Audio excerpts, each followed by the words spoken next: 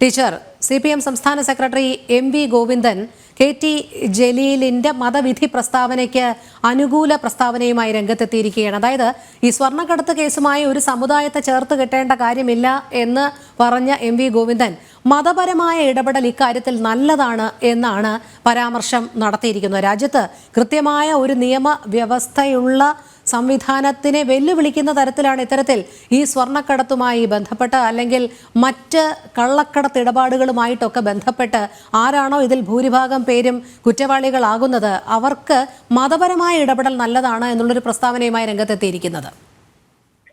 അത് CPM ഇന്ന് എത്തിപ്പെട്ടിരിക്കുന്ന ഗതികേട് അത് എത്രമാത്രമാണ് എന്നുള്ളത് MV ഗോവിന്ദന്റെ ഈ പ്രസ്താവനയിലൂടെ നമുക്ക് വ്യക്തമാകും. കഴിഞ്ഞ കുറച്ച് വർഷങ്ങളായി തന്നെ പൊളിറ്റിക്കൽ ഇസ്ലാം CPMനെ റാഞ്ചി കഴിഞ്ഞിരിക്കുന്നു. ആ ഗതികെട്ടൊരവസ്ഥയിലാണ് ഇതുപോലൊരു പ്രസ്താവന ഒരു കമ്മ്യൂണിസ്റ്റുകാരന്റെ ഭാഗത്തു നിന്നുണ്ടാവുന്നത്. മതബോധം അല്ലെങ്കിൽ മതം ഇടപെടുന്നത് നല്ലതാണ് എന്നൊക്കെ പറയുമ്പോൾ ഇവിടെ ക്ഷേത്ര ആചാരങ്ങളിലോ അനുഷ്ഠാനങ്ങളിലോ പോലും ഹൈന്ദവ സംഘടനകൾക്കോ ഭക്തജന സംഘടനകൾക്കോ ഭക്തജനങ്ങൾക്കോ ഇടപെടാൻ അവകാശമില്ല. അത് ഞങ്ങൾ രാഷ്ട്രീയ തലത്തിലും അല്ലെങ്കിൽ ഭരണതലത്തിലും മാത്രം തീരുമാനിക്കും എന്ന് പറഞ്ഞ ഒരു പ്രസ്ഥാനമാണ് ഇന്ന് കള്ളക്കടത്ത് പോലെ രാഷ്ട്രത്തിന്റെ നിയമങ്ങൾക്ക് വിധേയമായി ശിക്ഷ കൊടുക്കേണ്ടുന്ന അന്വേഷണം നടത്തേണ്ടുന്ന ഒരു സംവിധാനത്തിൽ മതം ഇടപെടണം എന്ന് പറഞ്ഞത്. KT ജലീൽ പോലും പറയുമ്പോൾ സ്വർണ്ണക്കടത്തിൽ മുസ്ലിങ്ങളാണ് കൂടുതൽ അല്ലെങ്കിൽ അവരാണ് സിംഹഭാഗവും എന്ന് KT ജലീൽ പോലും തുറന്നു പറയുമ്പോൾ MV ഗോവിന്ദൻ പറഞ്ഞതിനെ മതവുമായി കൂട്ടിക്കെട്ടണ്ട എന്നാണ്. ഇപ്പൊ നമുക്കറിയാം, ഏതെങ്കിലും ഒരു സഹായമോ അല്ലെങ്കിൽ ഒരു നന്മയോ അത് ചെയ്യുന്നയാളുടെ മതം നോക്കിക്കൊണ്ട് നന്മമരമാക്കുകയും അത് ആ മതത്തിന്റെ മൊത്തം ക്രെഡിറ്റ് കാത്തണം എന്നൊക്കെ നിലയിൽ വലിയ തോതിലുള്ള കോലാഹലം നടക്കുമ്പോഴാണ് 99% ഒരു മതവിഭാഗത്തിന്റെ ആളുകൾ ഒരു കുറ്റകൃത്യത്തിൽ പെടുമ്പോൾ അതിൽ മതവുമായി ബന്ധപ്പെടുത്തേണ്ടതില്ല എന്ന നിലയിൽ MV ഗോവിന്ദനെ പോലുള്ളവർ പറയുന്നത്. ശരിക്കും പറഞ്ഞാൽ ലജ്ജാവഹമാണ്. ഒരു കമ്മ്യൂണിസ്റ്റ് പാർട്ടി ചെന്നെത്താവുന്ന ഗതികേടിന്റെ ഏറ്റവും വലിയ ആഴത്തിൽ അവർ പതിച്ചു കഴിഞ്ഞിരിക്കുന്നു എന്നതിന്റെ സൂചനയാണ്.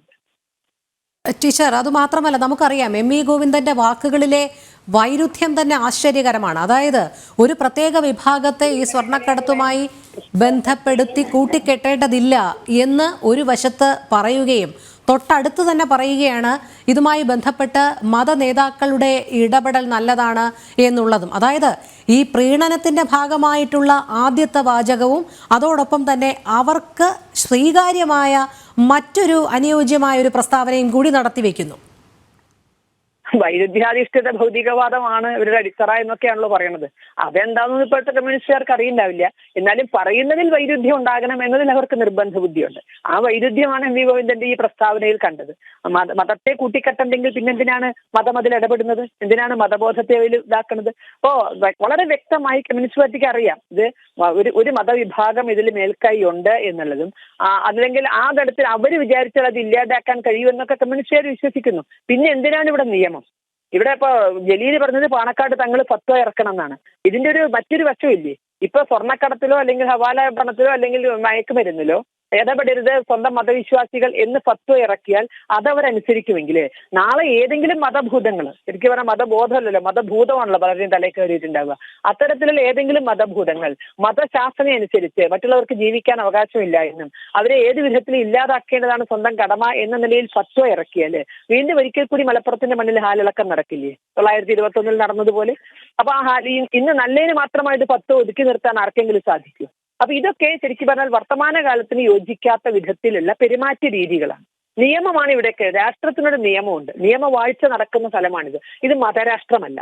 അങ്ങനെ ഓരോ വിഭാഗത്തിനും മതത്തിന്റെ പുരോഹിതന്മാരല്ല ഇത്തരം കാര്യങ്ങളിൽ ഇടപെടുന്നത്. അവരിടപെടേണ്ട കാര്യങ്ങൾ വേറെയുണ്ട്. അത് അവരുടെ ആചാര അനുഷ്ഠാനങ്ങൾ, വ്യക്തിപരമായ കാര്യങ്ങൾ, അത് ഇടപെടട്ടെ. നേരെ മറിച്ച് ഇത്തരം കാര്യങ്ങളിൽ ഒരിക്കലും മതമല്ല ഇടപെടേണ്ടത്, രാഷ്ട്രത്തിന്റെ നിയമങ്ങളാണ് ഇടപെടേണ്ടത്, ശക്തമായ നടപടികളാണ് എടുക്കേണ്ടത്. അതിന് നേതൃത്വം കൊടുക്കേണ്ടുന്ന ഒരു ഭരണകക്ഷിയുടെ ഭാഗത്തുനിന്ന് തന്നെ ഇതുപോലുള്ള വയലിൽ കേൾക്കുമ്പോൾ ശരിക്കും പറഞ്ഞാൽ വല്ലാത്തൊരു പതനത്തിലാണ് നമ്മൾ എത്തിച്ചേർന്നിരിക്കുന്നത് എന്നാണ് മനസ്സിലാവുന്നത്. വളരെ നന്ദി ശ്രീമതി KP ശശികല ടീച്ചർ പ്രതികരിച്ചതിന്.